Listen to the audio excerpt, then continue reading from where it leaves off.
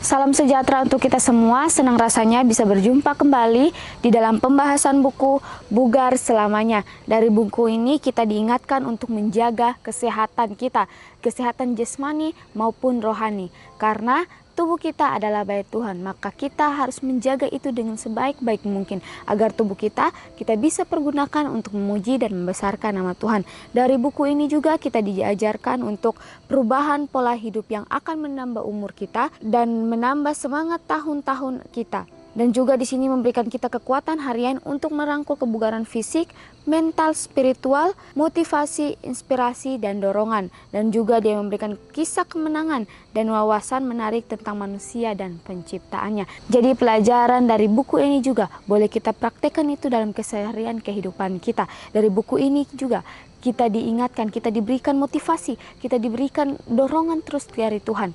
Diingatkan kita kembali dalam setiap masalah kehidupan kita. Biarlah kita selalu melewati itu dengan penuh sukacita. Biarlah kita tidak usah takut karena kita merasa bahwa kita memikul beban kita sendirian. Tetapi bagaimana janji Tuhan yang sangat luar biasa. Dia memberikan suatu janji kepada kita bahwa Dia tidak akan pernah meninggalkan kita. Di dalam kesulitan kehidupan kita sekalipun, Dia akan tetap bersama-sama dengan kita. Dan janji itu terdapat dalam Matius 11 ayat yang ke-28.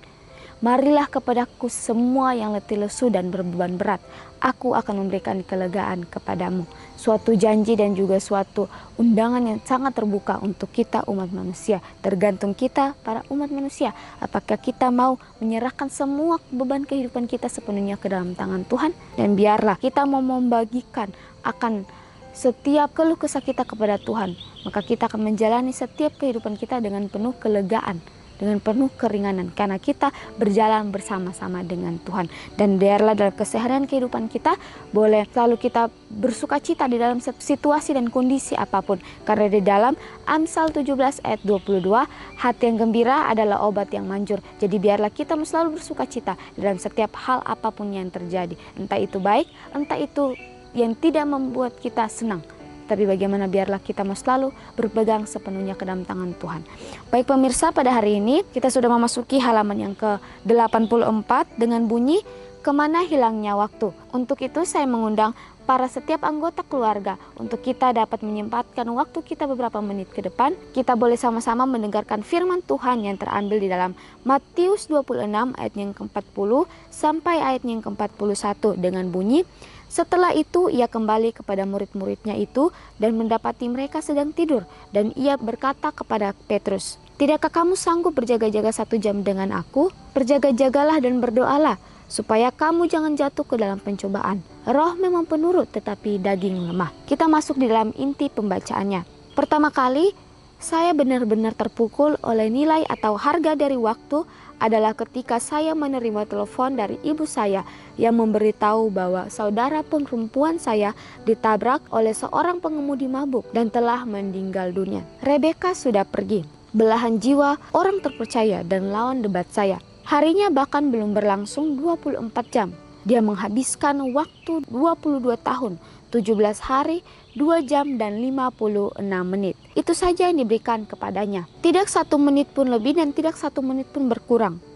Di bagian depan Alkitab yang diberikan kepada saya 3 bulan sebelumnya tertulis kata-kata, "Untuk Tabita di hari ulang tahunmu yang ke-20. Mengasihimu Rebecca." Tulisan tersebut dilanjutkan dengan, "Marilah kepadaku semua yang letih lesu dan berbeban berat.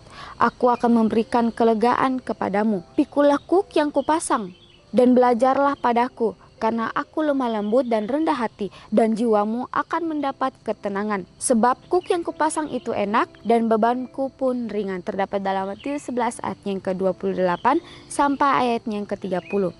Hanya dalam 22 tahun Rebecca telah mempelajari rahasia yang masih banyak dari kita coba untuk pelajari. Menerima undangan Yesus untuk datang kepadanya, untuk belajar tentangnya dan menemukan kelegaan di dalam Dia. Pelajaran yang sangat luar biasa pada hari ini kita diingatkan dari judulnya Kemana Hilangnya Waktu. Di sini kita ditegur oleh Tuhan, kita diingatkan kembali oleh Tuhan bagaimana biarlah kita mempergunakan waktu kita dengan sebaik-baik mungkin. Kita sebagai manusia seringkali mempergunakan waktu kita dengan sembrono dan kita tidak bisa mengatur waktu-waktu kita sehingga kita melupakan Tuhan kita, sehingga kita melupakan akan orang-orang terdekat kita melupakan keluarga kita. bahkan melupakan akan sahabat kita. Dan di sini kita diberikan suatu kisah nyata yang diceritakan oleh seorang gadis yang bernama Tabita, di mana Tabita ini berumur 20 tahun dan dia mempunyai saudara perempuan atau kakak perempuan yang bernama Rebeka yang berumur 22 tahun. Pada waktu itu Tabita mendapat telepon dari ibunya bahwa suatu kejadian atau suatu tragedi telah menimpa kakaknya Rebeka, di mana Rebeka ditabrak oleh seorang pengemudi mabuk sehingga Rebeka kehilangan nyawanya.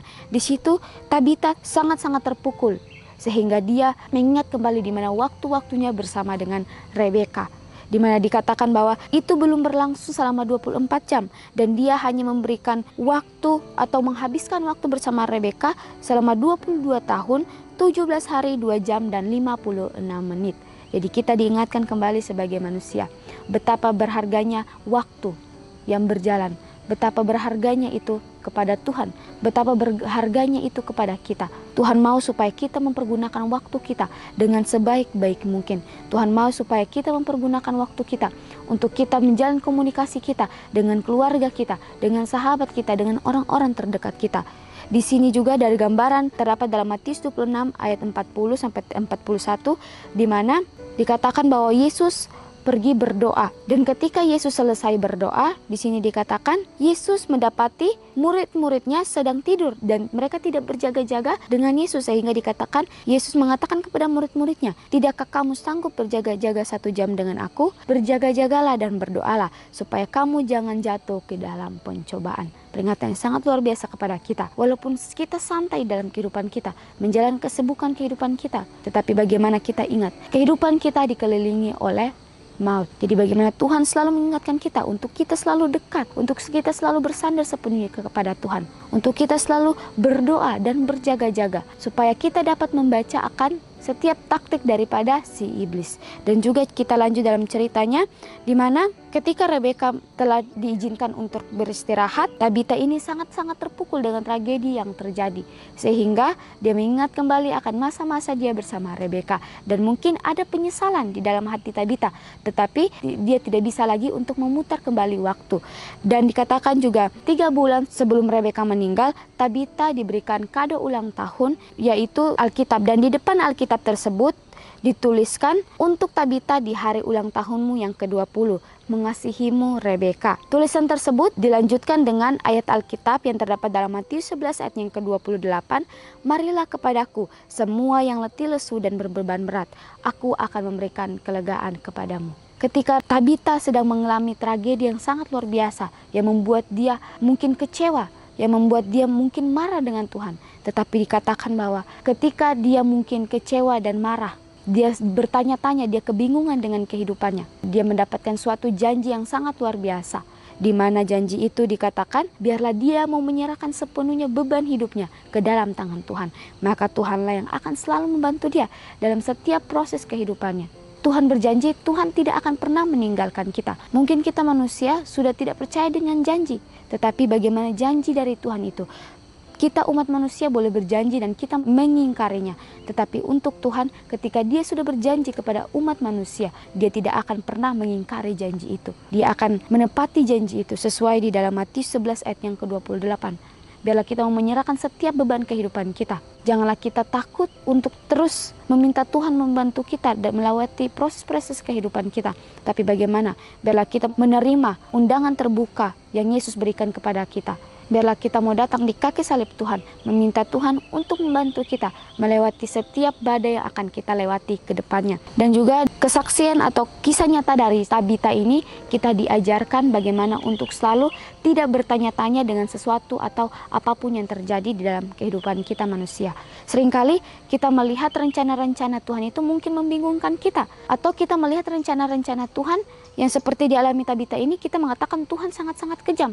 Tetapi bagaimana? Mungkin Rebeka diizinkan beristirahat supaya Tabita menyadari bahwa betapa pentingnya waktu-waktu yang dia telah lalui, betapa pentingnya momen-momen bersama keluarga terdekatnya. Sehingga di mana Rebeka diizinkan beristirahat, barulah Tabita menyadari bahwa ada sesuatu hal yang kurang dalam hidupnya. Bagaimana dia selalu sibuk dengan urusannya sendiri. Dia tidak pernah mementingkan akan keluarga dekatnya. Mungkin dia menjalin komunikasi dengan keluarganya, tetapi di sini dikatakan cuman beberapa menit dia menjalin komunikasi dengan saudaranya Rebeka. Sehingga suatu tragedi terjadi, barulah Tabita menyadarinya.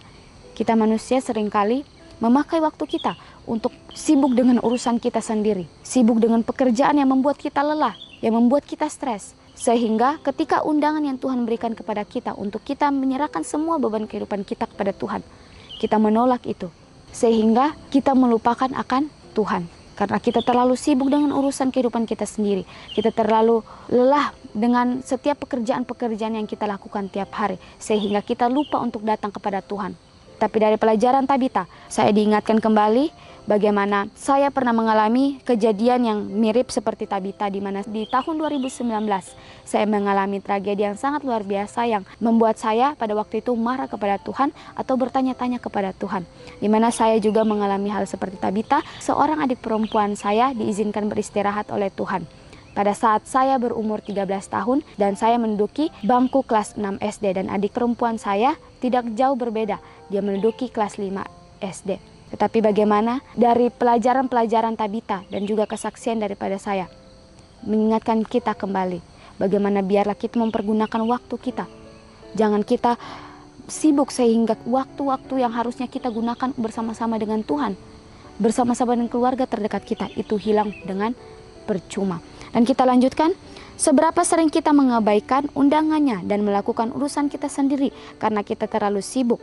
Kita menjadwalkan terlalu banyak janji, pertemuan, dan terburu-buru menjalani hidup. Kita bergumul dengan pekerjaan dan hubungan kita, bermalam-malam tidak bisa tidur karena anak-anak kita, pergi ke pertemuan, berbelanja, dan kemudian mampir ke gereja untuk beristirahat sebentar pada hari Sabat pagi sebelum memulai minggu berikutnya yang terburu-buru dan stres. Tuhan pasti heran dengan kecerdasan kita.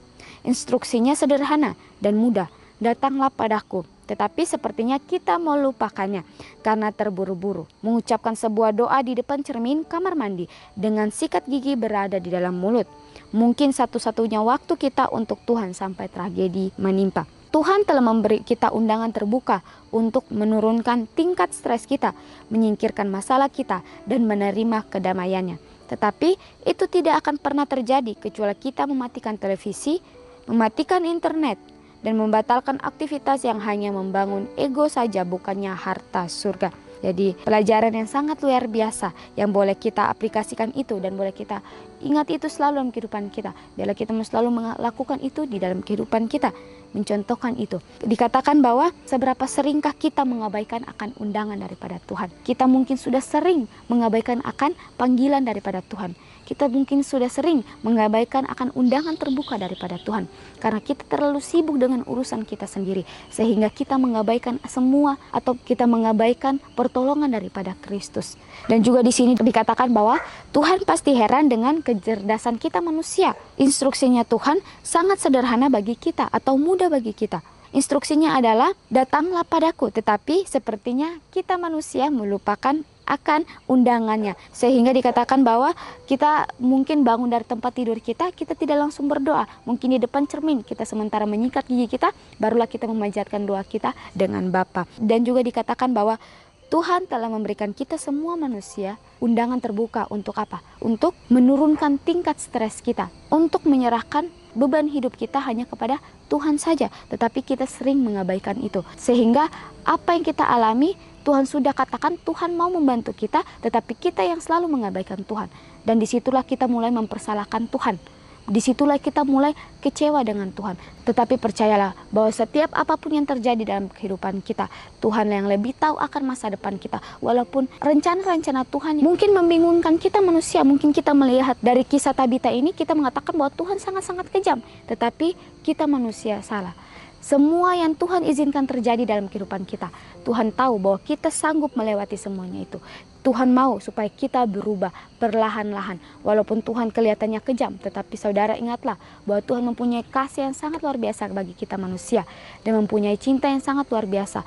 Walaupun kita manusia sering menyakiti hatinya, tetapi bagaimana dia selalu memberikan kasih sayangnya yang sangat luar biasa itu kepada manusia. Tetapi kembali lagi, kasih karunia sudah Tuhan berikan. bagaimana cara untuk kita memperlakukan itu dengan sebaik-baik mungkin. Dan pertanyaan di sini, mengapa tidak menyerahkan setiap momen hidup Anda kepada Kristus?